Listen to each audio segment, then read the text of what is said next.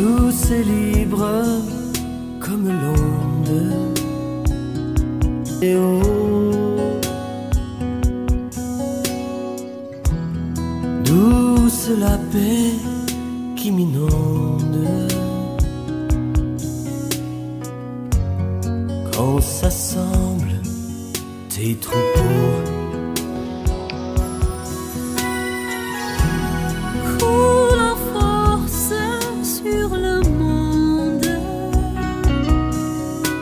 Nous bénissons le glorieux nom de notre Seigneur Jésus.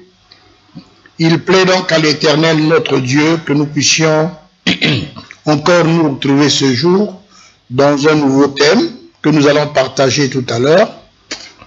Et je m'en vais déjà vous communiquer le thème de la prédication de ce jour.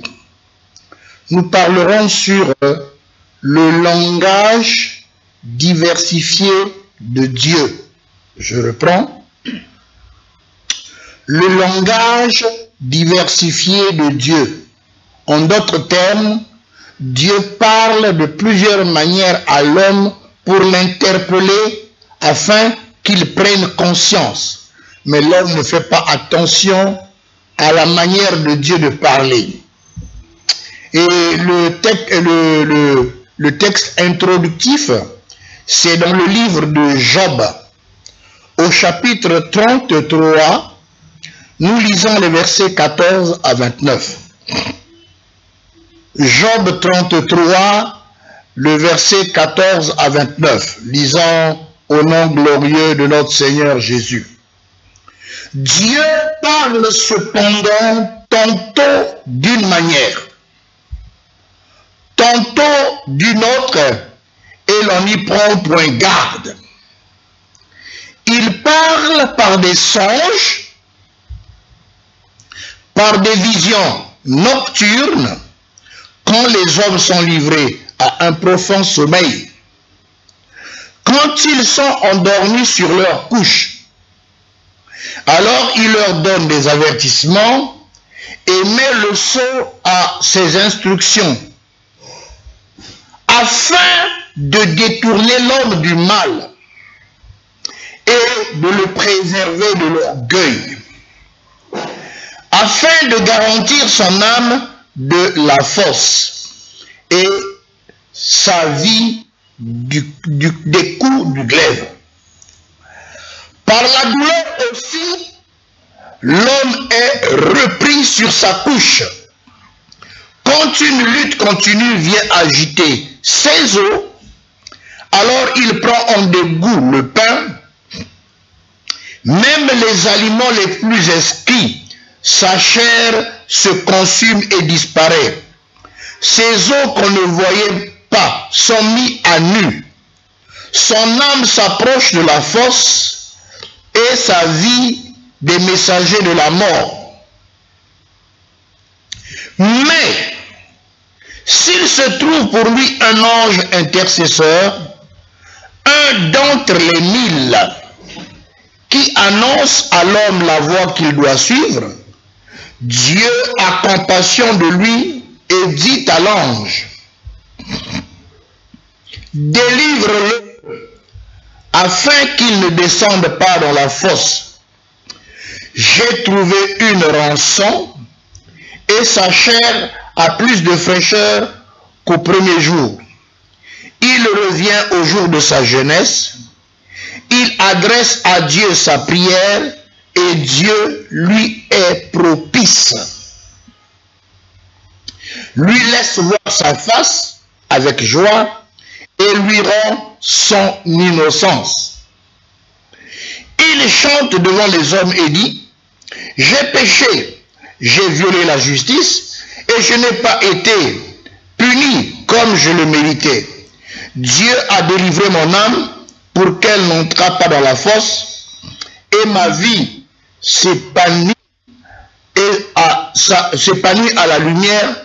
Voilà tout ce que Dieu fait 2 fois, 3 fois avec l'homme.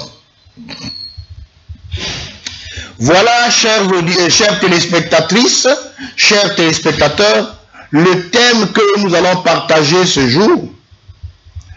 Et nous allons donc, pas à pas, verset après verset, évoluer pour expliquer ce que l'Éternel, notre Dieu, veut nous instruire au travers de ce texte.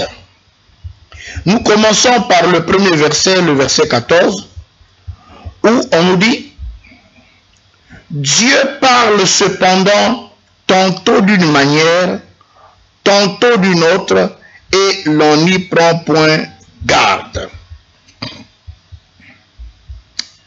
Bien-aimés, l'Éternel, notre Dieu, nous dit que lui qui est le Créateur, il nous parle tantôt d'une façon, à un autre, il utilise un autre moyen pour lui parler, à une troisième personne, Dieu utilise une autre tactique pour lui parler, mais malgré tous ces langages, malgré toutes ces façons de parler diversifiées, les hommes ne prêtent pas attention au langage de Dieu. Les hommes ne se préoccupent même pas de l'interpellation de l'Éternel, notre Dieu. C'est ce que veut dire, bien-aimé, cette première phrase. Mais vous et moi, bien-aimés, nous savons que depuis les temps anciens, un grand lien existe entre l'Éternel, notre Dieu, tout-puissant, et les hommes sur la terre. C'est la parole de Dieu par laquelle Dieu a créé toutes choses dans ce monde. Eh bien, l'Éternel, notre Dieu, par ce moyen qu'est sa parole, Dieu communique avec les hommes et il lui plaît de parler avec ses créatures pour les instruire, pour les enseigner, pour les corriger, pour les orienter, pour les conduire, pour les conseiller, etc. Donc Dieu utilise sa parole pour s'adresser à ses créatures afin d'exercer toutes ces choses, afin de faire tout cela. Dans plusieurs domaines de leur vie, Dieu veut orienter l'homme. L'homme dans ses projets, l'homme dans tout ce qu'il veut faire, Dieu veut le conseiller, Dieu veut l'instruire, Dieu veut le parler, Dieu veut l'orienter. Et c'est pour ça que, dès l'origine, avant que l'homme ne tombe dans le péché, bien aimé, la communication entre Dieu et les hommes, il n'y avait qu'un seul moyen, au moyen d'un échange par voie orale. Dieu parlait, Adam écoutait, et Adam pouvait parler, Dieu écoutait. Nous disons que malheureusement, un incident est arrivé dans le jardin d'Éden, où on va constater dans l'homme la résistance, c'est-à-dire que le refus d'obéir à Dieu. L'homme ne veut plus écouter Dieu, qui pourtant veut toujours lui parler. Puisque Dieu tient toujours à cela, c'est-à-dire à parler à l'homme, à communiquer à lui par voie orale, et il se voit obligé d'utiliser d'autres moyens parce que l'homme, à cause de ce qu'il a fait, ne supporte plus d'écouter la voix de Dieu. Avant de l'expliquer, nous allons d'abord définir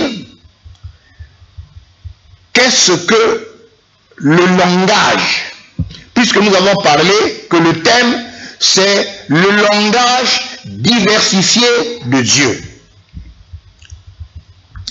Le langage est la faculté que Dieu a donnée à ses créatures et qui les permet de communiquer au moyen de signes vocaux par la parole, éventuellement susceptibles d'être transcrits graphiquement, c'est-à-dire l'écriture. Le langage est la manière de s'exprimer propre à un ensemble social donné. Le langage est aussi l'ensemble des moyens de communication que l'on observe chez certains êtres, certaines espèces animales. Maintenant, nous allons voir, bien-aimés, comment est-ce que l'homme n'a plus voulu écouter la voix de Dieu. Qu'est-ce qui s'est passé dans le jardin d'Éden? Nous le voyons dans Genèse chapitre 3, le verset 8 et 9.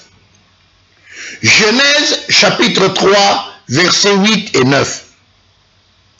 Alors, ils entendirent la voix de l'Éternel Dieu, qui parcourait le jardin vers le soir.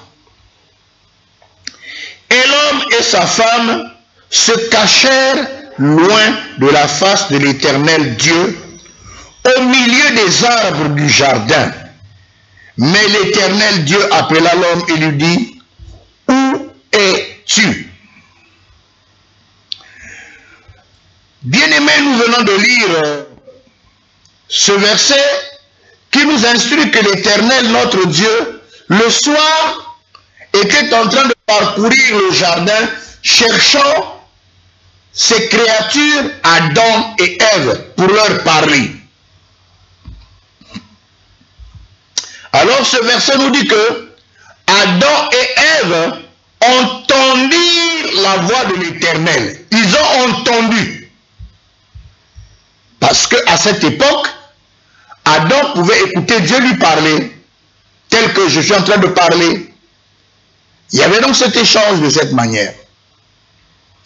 Ils entendirent la voix de l'Éternel et à cause du péché qu'ils ont connu, c'est-à-dire que le fait d'avoir tendu l'oreille au diable qui les a trompés, leur oreille est devenue dure d'entendement. Je répète, quand un homme tend l'oreille à Satan pour le tromper, son oreille devient dure d'entendement pour la parole de Dieu. Et donc, puisqu'ils ont écouté le mensonge du diable, eh bien, ils ne supportent plus le langage de Dieu. C'est pour ça qu'il dit, nous avons entendu ta voix et nous nous sommes cachés parce que nous sommes nus. Donc, bien-aimés, depuis ce jour-là, bien-aimés, il arrive maintenant aux hommes, lorsque nous avons tendu l'oreille au mensonge du diable, eh bien, nous sommes incapables de pouvoir supporter la voix de Dieu. Donc, depuis ce jour-là, depuis cette époque dans le jardin d'Éden, jusqu'à aujourd'hui, les hommes ne supportent pas d'écouter la voix de Dieu. Pourtant, Dieu aimerait leur parler pour les instruire, pour les orienter, pour les corriger et pour, bien-aimé, pour beaucoup de choses. Dieu voudrait donc orienter l'homme. Mais l'homme, bien-aimé, à partir de ce temps-là, ne supporte pas la voix de Dieu. Voilà la raison pour laquelle, puisque Dieu tient tellement à communiquer avec sa créature, Dieu va procéder maintenant autrement. Dieu s'est dit, les hommes, à cause du péché, ne supportent plus d'écouter ma voix. Mais moi, leur créateur, je tiens à leur parler. Je tiens à les avertir. Je tiens à les corriger. Je tiens à les instruire. Mais comment puis-je le faire? Et bien aimé, puisque l'homme devait représenter Dieu sur la terre, l'homme devait prospérer dans le milieu où il se trouve et devait jouir d'une bonne santé, d'une paix durable et de la réussite dans tout ce qu'il entreprend.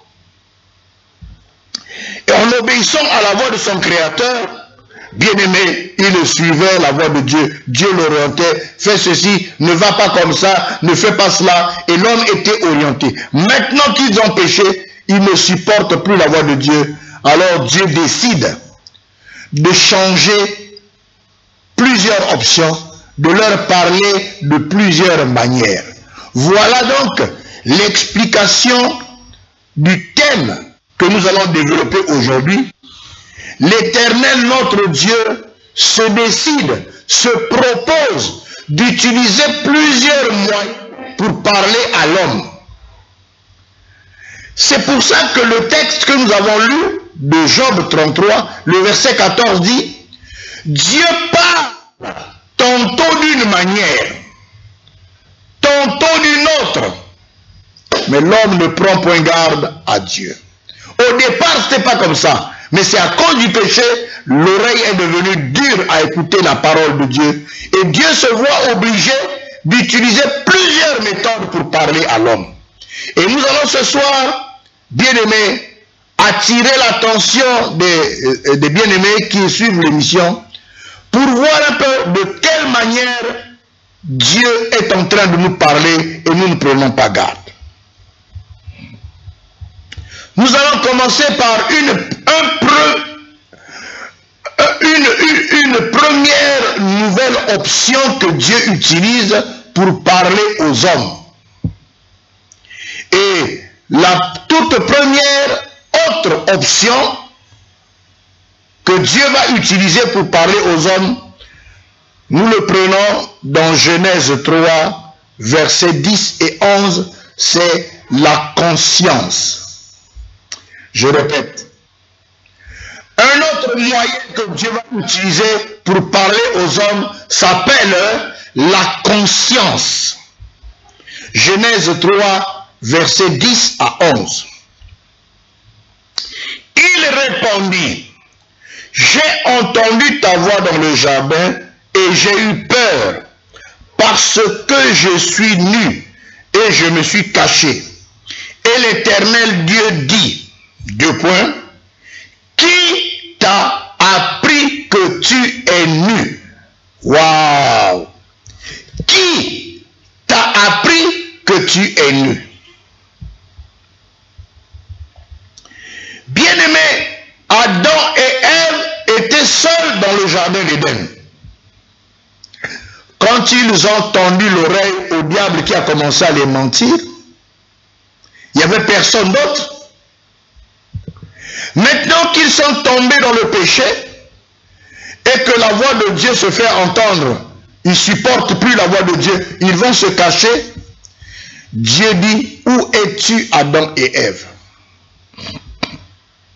Écoutez la réponse d'Adam et Ève, ils vont dire non. J'ai entendu ta voix dans le jardin et j'ai eu peur parce que je suis nu et je me suis caché. Et le Seigneur leur pose la question, qui vous a appris que vous êtes nus? La nudité, c'est l'état de péché. La nudité, spirituellement parlant, c'est-à-dire que tu es nu, tu es à découvert, dans un état de saleté, de souillure, de péché devant Dieu. Et Dieu lui dit, qui t'a appris que tu... Alors qu'il n'y a pas quelqu'un d'autre dans le jardin d'Éden. Mais bien aimé, c'est la conscience. Et qu'est-ce que la conscience? On va essayer de le définir simplement. La conscience est comme un arbitre, un élément que Dieu a mis au-dedans de nous et qui doit siffler au moment où tu commets un bon ou bien un mauvais acte. Imaginez que tu décides de commettre un acte de péché dans le noir. Personne t'a vu, personne n'a rien entendu. Regardez cet homme-là qui va commettre l'impudicité alors qu'il est marié. Il va commettre l'adultère. Mais le soir, pendant qu'il a fini de commettre un acte dans le noir, madame n'est pas au courant, personne n'a rien vu. Et quand il va rentrer à la maison, bien aimé, lui-même va sentir au-dedans de lui un arbitre qui va siffler pour dire « Monsieur ». Donc, il y aura un signal pour dire que monsieur, tu as péché. Tu as péché, avoue ton péché devant ta femme. Pourtant, personne n'a vu, personne n'a entendu, personne n'était témoin. Mais au-dedans dedans de nous, il y a un élément sensible qu'on appelle la conscience qui commence à frapper au-dedans de toi pour dire, avoue ton péché, reconnais que tu as péché. Oui, bien-aimé, la conscience, Dieu qui est créateur, avant de créer l'homme, avant de former l'homme sur la terre, a mis dans chaque homme cet élément sensible qu'on appelle la conscience. Puisque Dieu savait que l'homme ne devait plus supporter le langage de Dieu. Dieu savait que, après avoir commis le péché, l'homme ne supporte plus d'entendre Dieu lui parler. C'est pour ça que dans chaque homme, homme, femme, grande personne, petit enfant, Dieu a mis au-dedans de nous un élément sensible qu'on appelle la conscience pour t'interpeller toi-même, pour réaliser que, monsieur, madame, ce que tu as fait là, c'est bien ou c'est mauvais. Je vais vous surprendre. Certains disent que moi, je n'écoute pas la parole de Dieu, je ne réalise pas. Même les païens, au-dedans d'eux, il y a cet élément sensible. La Bible en parle, nous allons le lire. Même les païens qui ne vont pas à l'église, même les païens qui ne supportent pas la parole de Dieu, bien aimé, la Bible en parle. Nous le voyons dans Romains 14 à 16. Romains 2, 14 à 16. Parle de la conscience. Lisons-le. Quand les païens qui n'ont point la loi font naturellement ce que prescrit la loi, ils sont, eux qui n'ont point la loi, une loi pour eux-mêmes. Ils montrent que l'œuvre de la loi est écrite dans leur cœur. Comment? Leur conscience, en rendant témoignage, et leurs pensées, s'accusant ou se défendant tour à tour.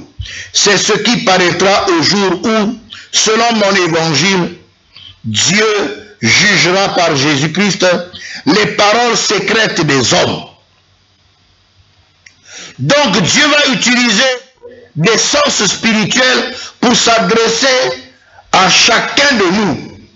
Cette sensibilité, cet élément sensible dans chaque homme, dans chaque femme, c'est la conscience. Donc bien aimé, même si personne n'a rien vu ce que tu as fait, regardez un voleur qui a volé quelque part. Pourtant personne n'a rien vu. Mais dès qu'il verra apparaître un policier devant lui, bien aimé, son humeur change. Au-dedans de lui, il va sentir déjà sa culpabilité. Dieu parle, mais l'homme ne prend pas garde. Oui, bien-aimé, Dieu parle et Dieu se voit obligé de nous parler de plusieurs manières. Mais est-ce que tu es attentif à la voix de Dieu? Dieu nous parle même par notre propre conscience. Mais est-ce que lorsque ta conscience t'accuse, est-ce que tu réponds à l'affirmatif en demandant pardon à Dieu? Bien-aimé, d'autres ont voulu résister à la conscience. Bien-aimé, ce n'est pas le thème de ce jour, mais ils ont commencé à souffrir au-dedans d'eux-mêmes. Ils ont commencé à maigrir, à devenir malades. On appelle ce genre de maladie les maladies psychosomatiques. Il n'a plus la paix. Sa conscience est chargée. Tant que tu n'avoues pas ton péché, bien-aimé, le diable te torpille la conscience pour te condamner et t'accuser. Et quand le diable nous accuse, il passe par la conscience pour nous condamner.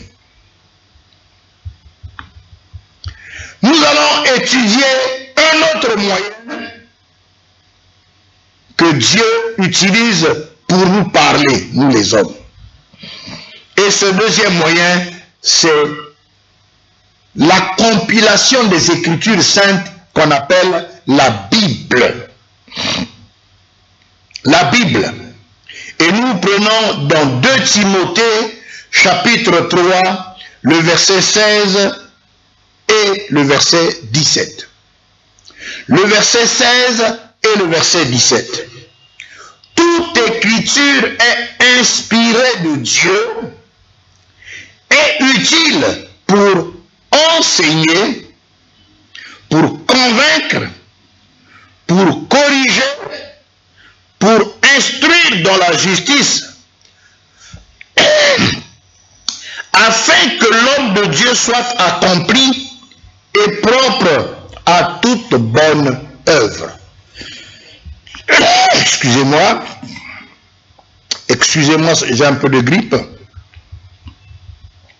Nous voyons comment, bien aimé, l'homme qui refuse d'écouter la voix de Dieu, Dieu utilise les Écritures saintes compilées dans un seul document qu'on appelle la Bible.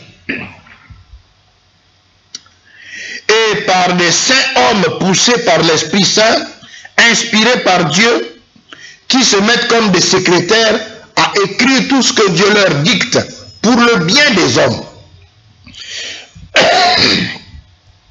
Mon frère, ma soeur, tu as une Bible à la maison. Et c'est accessible à tous, il suffit de l'acheter, même en plein marché. Même dans une librairie évangélique, la Bible est mise à disposition des humains. N'importe qui peut l'acheter. Et plusieurs parmi nous possédons cette compilation des Écritures saintes qu'est la Bible. Mais une fois que tu as ouvert la Bible, que tu es tombé dans une écriture qui te condamne, comment réagis-tu? La Bible nous dit, Dieu nous parle tantôt d'une manière, tantôt d'une autre. Donc, même par ce moyen qu'est la Bible, Dieu te parle. Est-ce que tu fais attention à la parole de Dieu? Les commandements de Dieu sont dans la Bible. Ses prescriptions sont dans la Bible.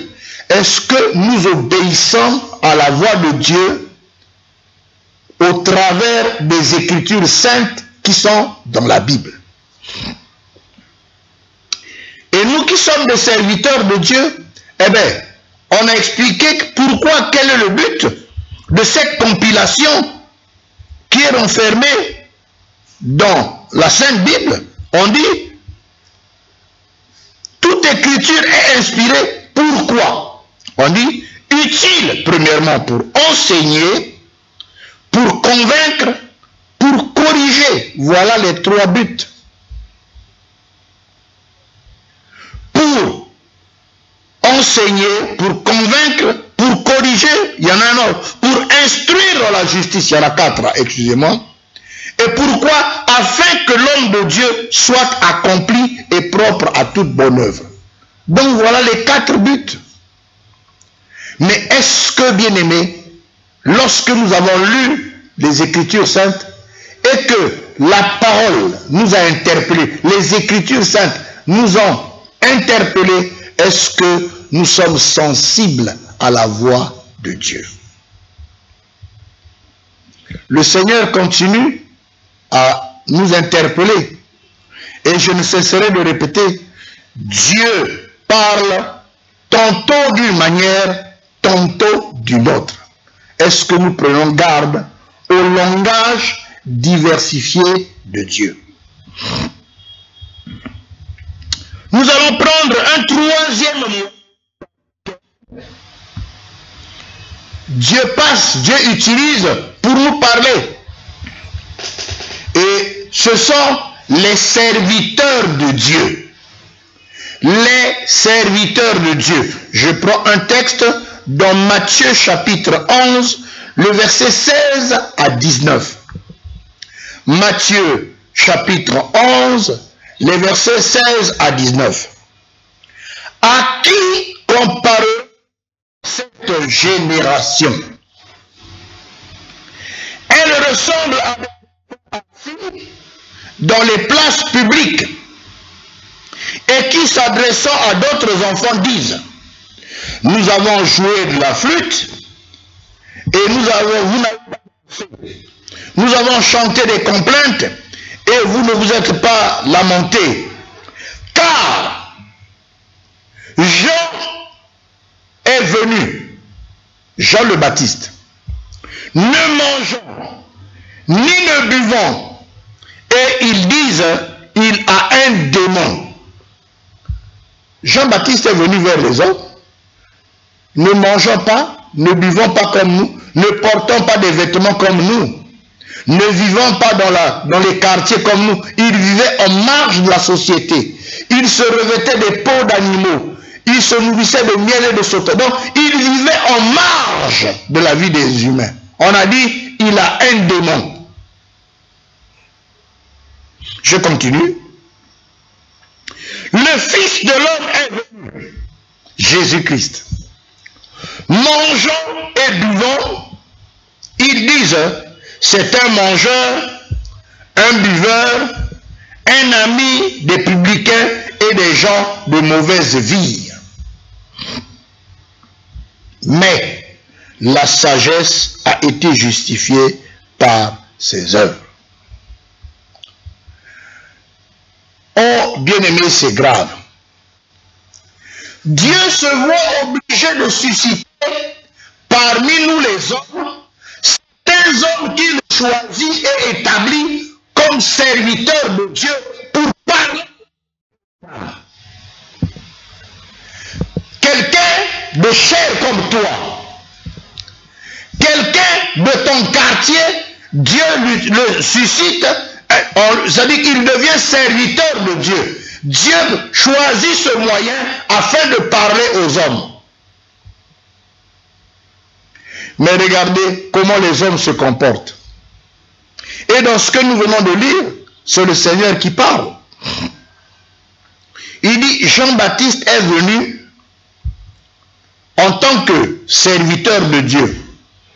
Mais dans sa vie de la société, il ne mangeait pas comme les autres. Il ne buvait pas comme les autres.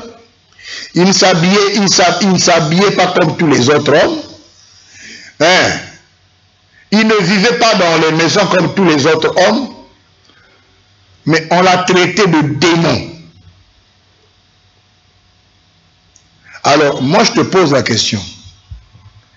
Quel genre de pasteur tu veux qui vienne te parler pour que tu écoutes la voix de Dieu? Quel genre de pasteur? Dieu envoie des serviteurs de Dieu comme Jean-Baptiste qui vivent en marge de la société. On dit, il a un démon.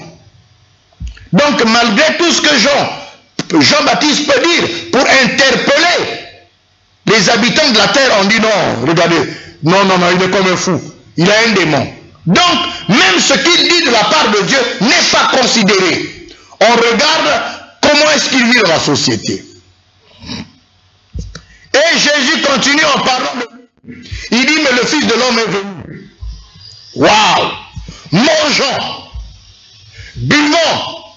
On a dit c'est un mangeur, un buveur, un ami des publicains et des gens de mauvaise vie.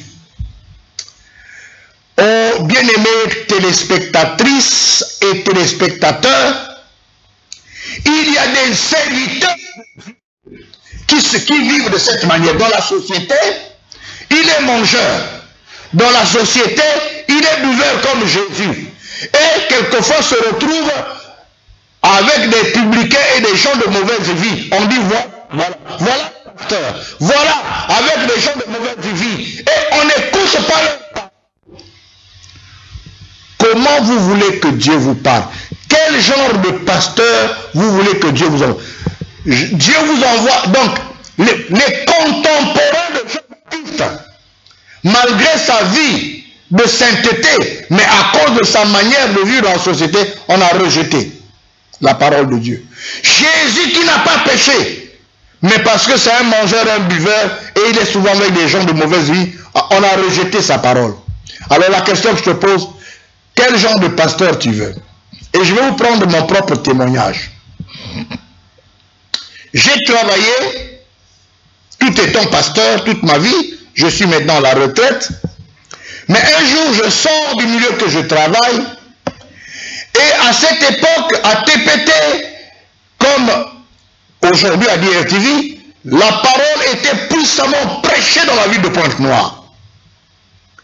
Et plusieurs amis qui étaient dans la ruelle qui parlent de Dieu. Et ils se sont moqués de moi. Voilà, c'est un mangeur, un buveur, un ami des gens de mauvaise vie. Et moi, j'ai suivi qu'ils étaient en train de chuchoter contre moi. Et là, j'ai dit, Seigneur, donne-moi une parole afin que je leur parle. Et Dieu m'a donné ce passage. Alors, j'ai fait volte-face, je suis allé vers eux. Bonjour, bonjour. Et ils étaient gênés. Je leur ai lu ce passage. J'ai dit, vous me permettez de vous lire un passage? Allez-y. Et je leur ai lu ce texte-là. J'ai dit, regardez, les contemporains de Jésus n'ont pas accepté sa parole parce qu'ils l'ont traité de tel. Les mêmes contemporains, ils avaient un autre serviteur de Dieu qui aussi ne commettait pas le péché, mais à cause de sa vie sociale, sa manière d'être, en marge de la société, ils ont aussi méprisé la parole de Dieu. Et moi, aujourd'hui, ben, vous me traitez comme vous voulez. Alors, je leur ai posé la question. Si vous étiez contemporain de Jésus, ne vous seriez-vous comporter de la même manière? Alors, quel genre de pasteur vous voulez que Dieu vous envoie pour écouter la parole de Dieu et l'accepter? Quel genre de pasteur vous voulez? Nous avançons. Nous allons avancer. Dieu se voit obligé de chercher une autre méthode pour parler aux hommes. Mais les hommes ne prennent point garde au langage de Dieu. Et cette fois-ci, nous allons parler d'une catastrophe naturelle.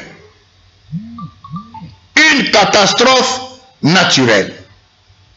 Je prends le livre de Luc, chapitre 13, versets 1 à 5. Luc, chapitre 13, versets 1 à 5. En ce moment, quelques personnes qui se trouvaient là racontaient à Jésus ce qui était arrivé aux Galiléens, dont Pilate avait mêlé le sang avec celui de leur sacrifice. Il lui répondit, croyez-vous que ces Galiléens furent de plus grands pécheurs que tous les autres Galiléens parce qu'ils ont souffert de la sorte? Le croyez-vous? Non, je vous le dis. Mais si vous ne vous repentez, ou bien ces 18 personnes sur qui est tombée la tour de Siloé et qu'elle a tué, plus coupable que tous les autres habitants de Jérusalem? Non, je vous le dis. Mais si vous ne vous repentez, vous périrez tous également. Bien-aimés, Jésus était en train de prêcher la parole et parmi ceux-là qui écoutaient la parole de Dieu ont voulu lui apporter des nouvelles. Ah, maître, tu as entendu? Est-ce que tu es au courant de ce qui se passe? Nous avons appris que des Galiléens ont énervé le... Donc, Pilate a tué plusieurs personnes en donnant leur sang avec leur sacrifice. Est-ce que tu es au courant de cette nouvelle? Jésus leur regarde et dit, mais qu'est-ce qui vous étonne? Croyez-vous que ces personnes qui sont en train de mourir sont plus coupables que vous? Non. Si vous ne vous repentez pas, vous également, vous subirez la même chose, vous périrez tous également. Et là, le Seigneur prend l'exemple. Il dit, il y a même un autre incident. La tour de Siloé, oui, il y a un autre incident. La tour de Siloé est tombée sur plusieurs personnes. Ils sont moins 18, ils sont morts. Mais croyez-vous que ces personnes sont plus coupables que vous? Non. Mais si vous êtes épargné des catastrophes, tel que ça se passe de l'autre côté, vous êtes épargné des catastrophes, tel que ça se passe de ce côté-là, ou de l'autre côté, et que vous, ça ne vous arrive pas. Les autres connaissent l'inondation, des autres connaissent la guerre. Vous bénéficiez simplement de la grâce de Dieu. Mais si vous ne vous repentez pas, croyez-vous que ce qui se passe à l'est de la RDC. Parce qu'ils sont plus coupables que vous en Ukraine. Ils sont plus coupables. Ils sont plus coupables que vous. Non. Vous êtes peut-être même pire. Dieu est en train de vous épargner des mêmes éléments. Dieu nous aime. Si nous sommes vivants, il n'y a que sa grâce. Avec toute la saleté que nous avons dans nos villes, hein, ces microbes, les conditions dans lesquelles nous vivons, Dieu nous parle même par ces catastrophes-là. Dieu parle, mais les hommes ne prennent point garde. C'est aussi un langage de Dieu. Nous allons prendre un quatrième langage, un autre langage de Dieu. Et là, nous allons prendre, bien aimé, Ecclésiaste chapitre 7, le verset 2 à 4. Ecclésiaste chapitre 7, verset 2 à 4. Je vais vous l'expliquer. Je vais vous prendre une illustration par rapport à deux sœurs. Deux sœurs, ça dit petite sœur et grande sœur. La petite sœur dit à sa grande sœur, Yaya, je suis invité en boîte de nuit. Là-bas, c'est la fête, nous allons danser. L'alcool à gogo, et je vais chercher un chéri là-bas. Fêtina fêti. Mais la Bible nous dit que le cœur des insensés est dans la maison de joie. Alléluia. La sœur dit, moi, j'irai faire la fête, danser, et puis voilà, elle est partie. Elle demande à sa grande sœur, Yaya, toi tu vas aller où? La grande sœur lui dit, moi, je vais aller à la veillée qui est dans l'autre quartier là-bas. J'ai appris que l'une des sœurs que j'appréciais beaucoup est morte. Je vais assister. Je dis, hey, allez là où il y a des pleurs. Ah, moi, c'est dans la fête. Et les deux sœurs se sont séparées. Le lendemain, les deux sœurs se retrouvent à la maison. La petite sœur commence à rendre compte à sa grande sœur. Hey, hier, c'était la fête. Il y a eu la boisson. On a dansé. D'ailleurs, je suis rentré que ce matin, c'était la fête. Et même, j'ai rencontré un bon monsieur ventru avec une belle voiture climatisée. Il habite une maison à étage. Le parking, il y a 5 véhicules. Il m'a donné 1 million pour avoir passé une nuit avec moi. Donc, Yaya, tu vois que nous, c'est dans la Bible dit que le cœur des insensés est dans la maison de joie. Insensé dans la maison de joie. Tu ne sais pas ce que tu ramasses. Tu ne sais pas ce que tu vis à cause de cela. La grande sœur qui dit, ah, moi là où j'étais allé à la veillée, quand j'ai regardé le cadavre de cette jeune fille-là, c'était une fille très, très, très belle dans le quartier. C'est-à-dire, on se demandait, mais est-ce que Yandiba Boutandi, c'est-à-dire, est-ce qu'elle aussi, elle est née comme nous? Elle était tellement belle, les voitures se bousculaient devant sa maison. Elle a contourné tous les gros monsieur de la ville. Et là, lorsqu'on a regardé le cadavre à la veillée là, je me suis posé la question, waouh, cette belle fille que moi je désirais même être comme elle, tellement qu'elle avait du succès dans le quartier, mais elle est morte de quoi? Elle est morte parce qu'elle a chopé le sida. Et la grande sœur qui dit, ah, la Bible dit le cœur des sages est dans la maison de deuil. Elle dit, moi je tire une leçon. Je dois arrêter l'impudicité, je dois arrêter le péché, parce que si une belle fille comme celle-là, qui avait brillante vie, s'en est fini de telle manière, moi je tire une belle leçon. Je vais m'arrêter de commettre le péché. Mais toi tu avais un ami Koulouna. Tu avais un ami bébé noir. Aujourd'hui, tu vas la veiller. Tu trouves l'ami avec lequel tu vivais. Il est mort. Mais tire une leçon. De quoi est-il mort? À cause de la mauvaise vie. Du mal qu'il commettait. Arrête. C'est un langage de Dieu. Quand tu es à la veillée et que tu vois quelqu'un qui avait la renommée, quelqu'un qui était grand dans ce monde, quelqu'un qui était beau, quelqu'un qui était riche, Bien-aimé, il n'y a que le cadavre, on va bientôt aller l'enterrer. Mais tire une leçon. Et la grande sœur a tiré le sang. C'est pour ça que la Bible dit que dans une maison, mieux vaut aller dans une maison de deuil que dans la maison de festin. Dans la maison de deuil, tu peux tirer la leçon pour dire, ah non, si l'autre est mort de ça, moi je dois arrêter. Mais pendant que la petite sœur dans sa joie là, la grande sœur qui savait lui dire, hey, le monsieur, c'est qui monsieur avec lequel tu... Oh monsieur un tel. La grande sœur met la main sur la tête. Il dit, ma petite sœur, tu as marché sur la mine. Et la petite sœur a commencé à pleurer. Mieux vaut aller dans une maison de deuil que dans une maison de festin. Et aujourd'hui, bien-aimés, Dieu nous parle tantôt d'une manière, tantôt d'une autre. Tu connaissais un parent, tu connaissais une sœur, tu connaissais un frère que tu appréciais. Vous étiez des voisins, des collègues. De quelle mort est-il mort? Nous devons tirer de leçons. Dieu peut nous parler par ces choses. Mais dans les maisons de festin, bien-aimés, c'est la mort qui suit.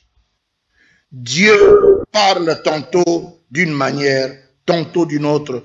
Nous devons tendre l'oreille au langage diversifié de Dieu. Nous allons dans un cinquième moyen, et là nous tombons sur une personne qui dit, il y a quelqu'un que j'ai rencontré qui dit, moi là, en tout cas, si Dieu ne vient pas dans ma maison, si Dieu ne descend pas dans ma chambre à coucher pour me parler, moi je n'écouterai pas Dieu.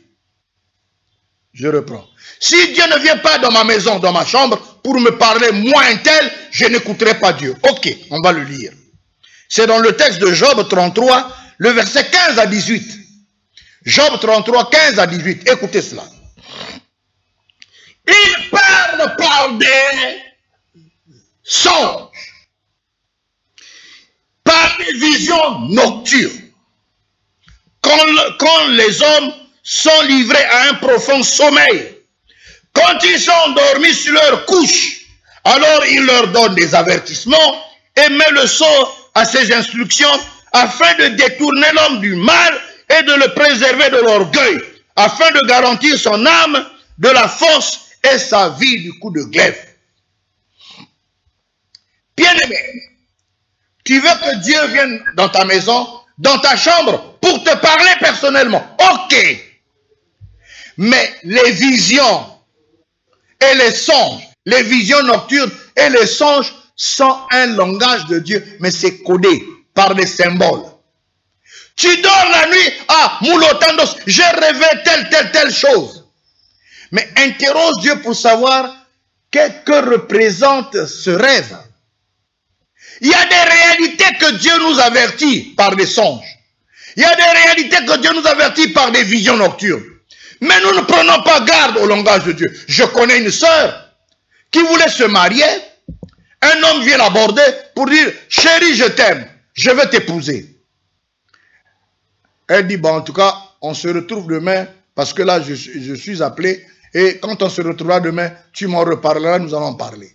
La nuit, elle fait un rêve.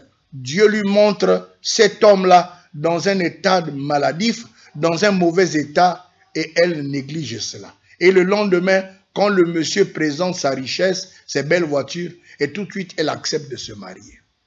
Et beaucoup, bien-aimés, ne font pas attention au langage de Dieu par les songes et les rêves. Tu veux investir dans un domaine. Par un rêve, Dieu peut te parler. Tu veux effectuer un voyage. Tu veux aller quelque part. Mais par des songes, par des rêves, Dieu peut te... Bien que c'est un langage imagé, mais bien-aimé, par la prière, demande à Dieu, Seigneur, que veux-tu me dire par ce rêve? Dieu va t'instruire. Ça peut revenir 2 fois, 3 fois. Mais il y en a qui ont rejeté. Bien que Dieu ramène le rêve 2 fois, 3 fois, ils rejettent. Dieu parle tantôt d'une manière, tantôt d'une autre, mais l'homme ne prend point garde. Bien-aimé, comment tu veux que Dieu te parle? Comment? Et là, bien-aimé, nous tombons par Dieu commence à utiliser la manière forte pour nous parler. Dieu va commencer à utiliser la manière forte parce que nous sommes têtus, on n'écoute pas la voix de Dieu. Et là, il va utiliser les châtiments, c'est-à-dire blocage, difficulté, échec, etc. Nous allons le lire. Hébreux 12, 5 à 11. Je lis. Hébreux 12, 5 à 11. Et vous avez oublié l'exhortation qui vous a été adressée comme à des fils. Mon fils, ne méprise pas le châtiment du Seigneur. Et ne perds pas courage lorsqu'il te reprend. Car le Seigneur châtie celui qu'il aime. Il frappe de la verge tout ce qui le reconnaît pour ses fils. Supportez le châtiment. C'est comme des fils que Dieu vous traite. Car quel est le fils qu'un père ne châtie pas?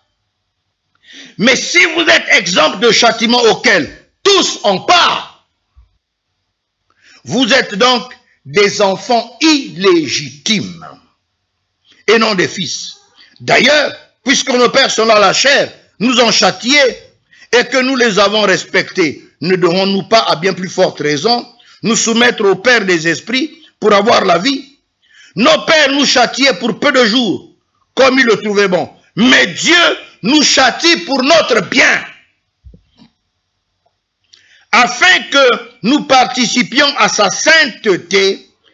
Il est vrai que tout châtiment semble d'abord un sujet de tristesse et non de joie, mais il produit plus tard pour ceux qui en sont ainsi exercés un fruit paisible de justice. Bien-aimés, Dieu commence à utiliser la manière forte. Il commence à un premier niveau. Le premier niveau, ce sont les châtiments. C'est-à-dire que, puisque Dieu a parlé de cette manière, tu n'écoutes pas. Dieu parle d'une autre manière. Dieu utilise un autre langage. Tu n'écoutes pas. Dieu dit, allez, je vais commencer à utiliser la manière forte. Dans l'activité que tu exerces, blocage sur blocage. Dans ta vie, difficulté sur difficulté. Dans tout ce que tu réalises, échec sur échec. Tu as beau jeûner, tu as beau prier, bien-aimé, tu n'avances pas. Un moment en haut, un moment en bas. Tu investis, tu tombes à zéro. Bien-aimé, tu tournes en rond. Tu dis, ah, ma vie, vraiment, je ne réussis pas. Qu'est-ce qui se passe dans ma vie? Bien-aimé, c'est un langage de Dieu. Dieu utilise la manière forte pour que tu tournes, tu reviennes à lui. Bien-aimé, ce châtiment, c'est la chicotte de Dieu afin que tu reviennes à lui.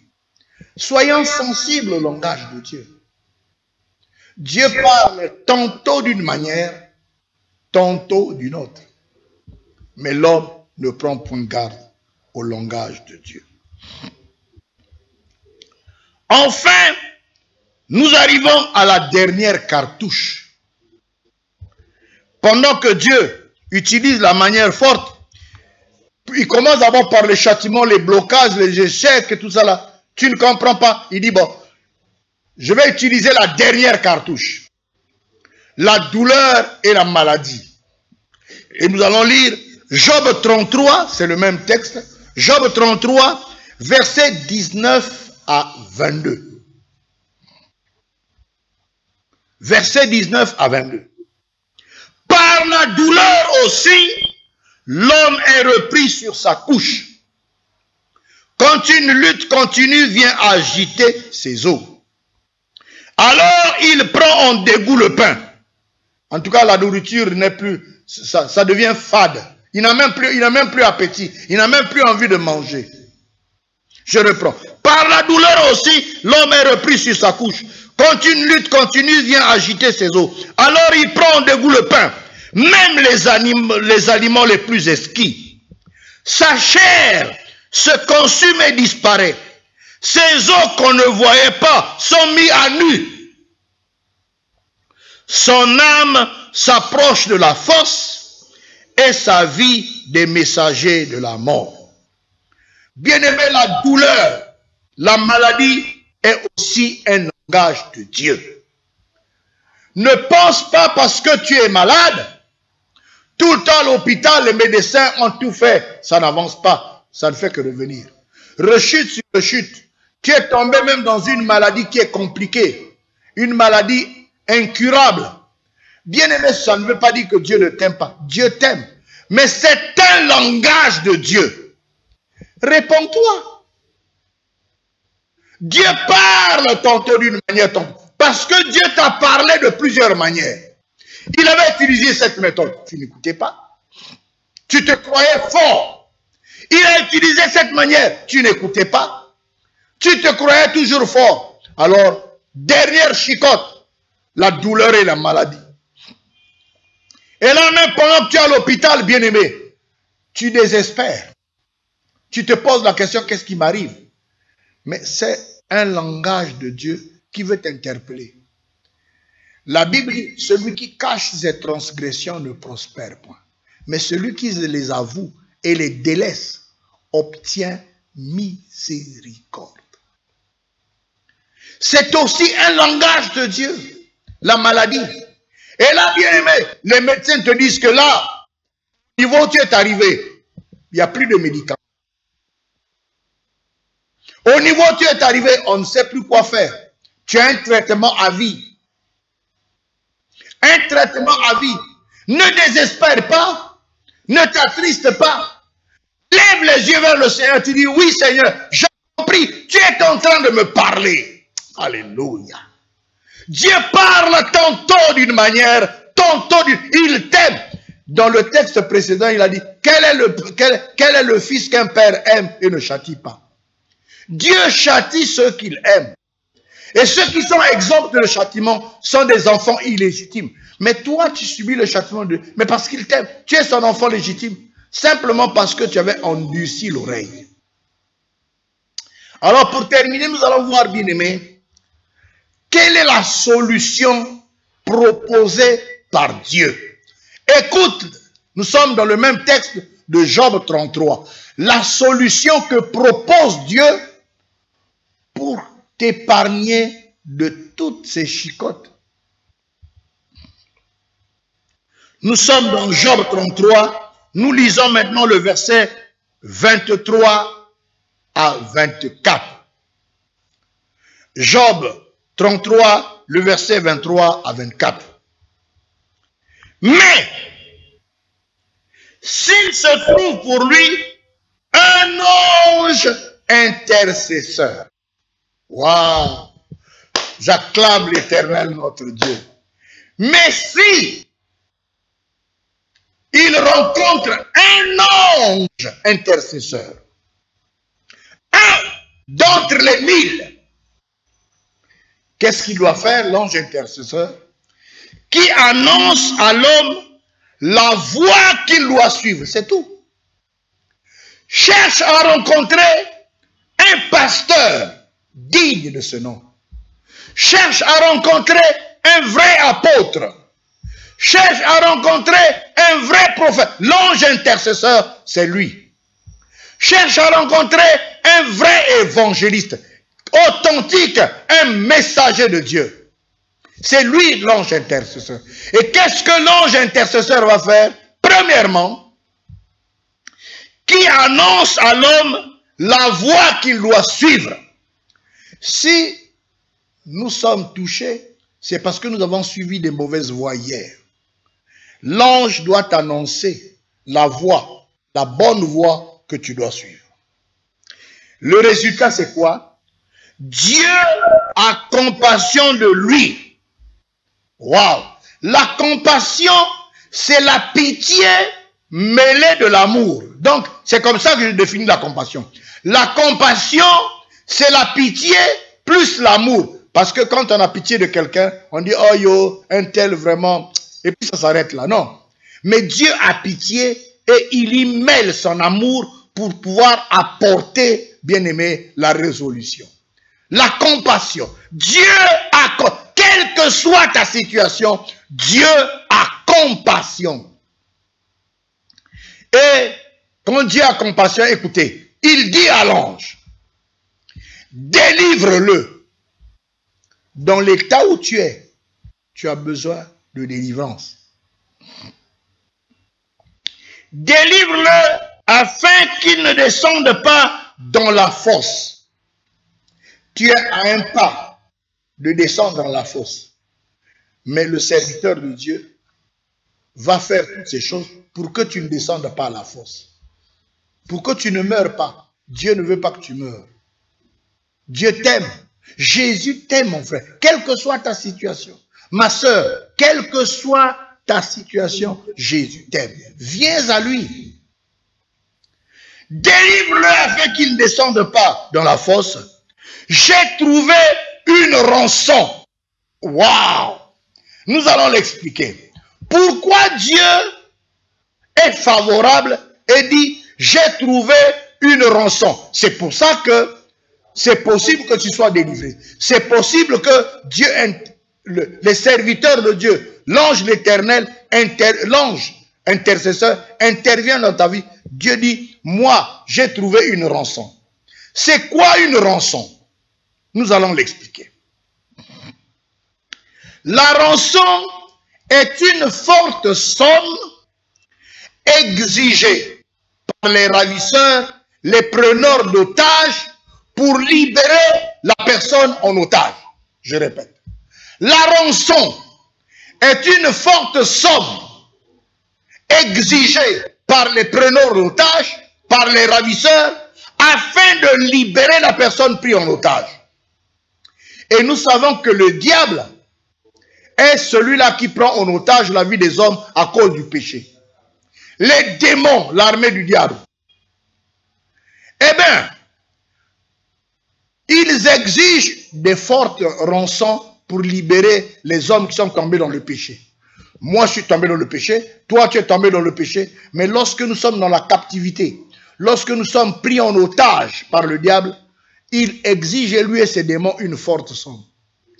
Mais j'ai une bonne nouvelle. La Bible dit, ce n'est pas par de l'or et de l'argent que nous avons été rachetés de cette vaine manière de vivre. Waouh!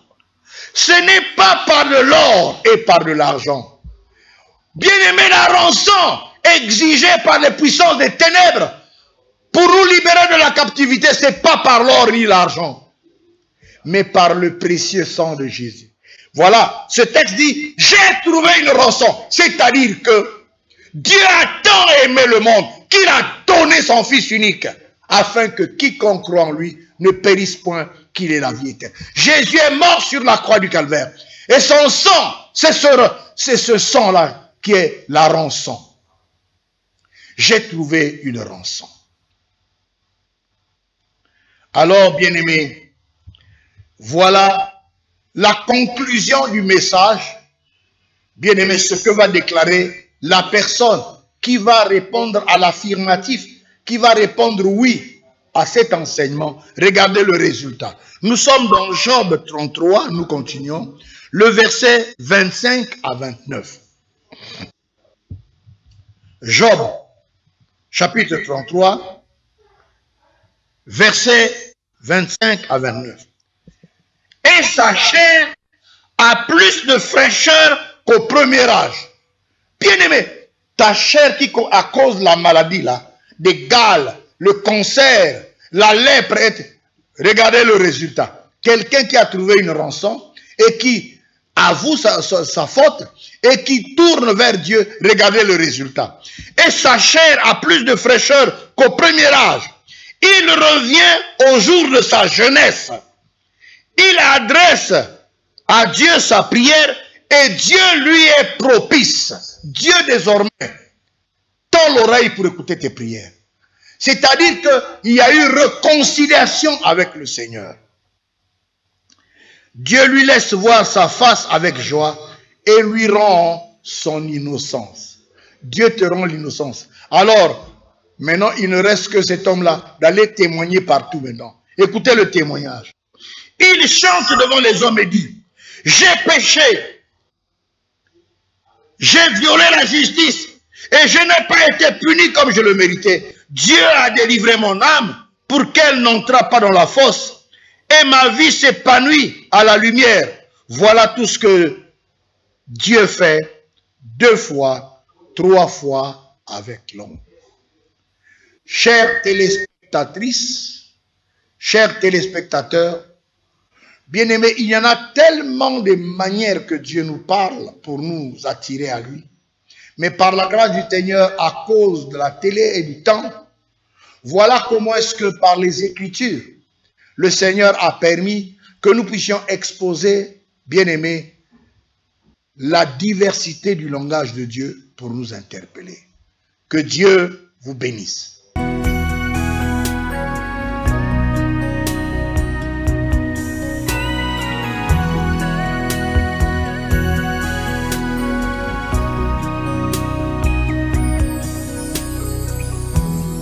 Douce et libre comme l'onde.